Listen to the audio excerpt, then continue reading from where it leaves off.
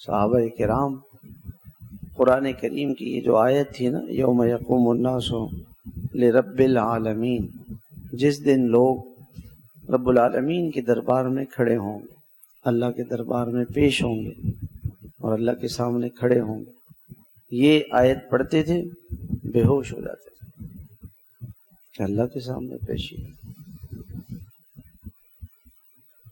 آج اگر ابھی میری موت آ جائے، آ سکتی ہے، اور اللہ تعالیٰ میرے سے پوچھنا شروع کریں کہ آپ نے یہ گناہ کیوں کیے تھے، ہمارے پاس کیا جواب؟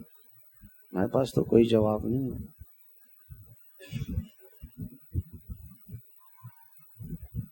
حضرت عمر رضی اللہ تعالیٰ عنہ نماز پڑھا رہے تھے فجر کی، یہ آیت پڑھی، ان عذاب ربک لواقع، تیرے رب کا عذاب آنے والا ہے۔ گر گئے مسجد میں، بے ہوش ہو گئے، لوگ اٹھا کے گھر لے کر آئے، کئی دن تک بیمار رہے، کسی کو پتہ نہیں تھا کہ بیماری کیا ہے۔ اللہ کا خوف، اللہ کا ڈر۔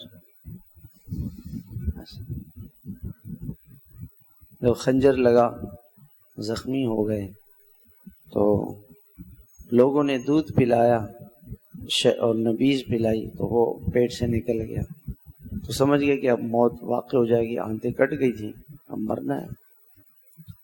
تو بیٹے سے کہا کہ آپ جا کے اماں جان سے یہ کہنا کہ میں چاہتا ہوں کہ ہمارے جو 2 ساتھی دنیا سے گئے ہیں، میری قبر ان کے ساتھ بن جائے۔ تو حضرت عائشہ نے فرمایا کہ ٹھیک ہے، وہ جگہ تو میں نے اپنے لیے رکھی تھی، میرا گھر ہے، لیکن حضرت عمر ایسے ہیں کہ ان کی بات کو رد نہیں کیا جا سکتا۔ ٹھیک۔ بیٹے سے کہا کہ بیٹا جب میرا انتقال ہو تو میری لاش کو وہاں لے جانا، اماں جی سے اجازت لینا، وہ اجازت دے دیں تو ٹھیک ہے، ورنہ عام قبرستان میں دفن کر۔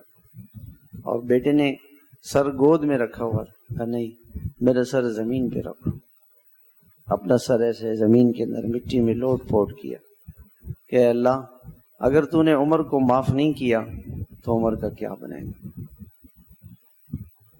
اور یہ کہنے لگے لا لی ولا علیہ، اے اللہ میرا کوئی ایسا عمل نہیں ہے کہ جس پر مجھے کوئی ثواب مل جائے، اور میں تیرے سزا کو برداشت نہیں کر سکتا، ویسے ہی معاف کر۔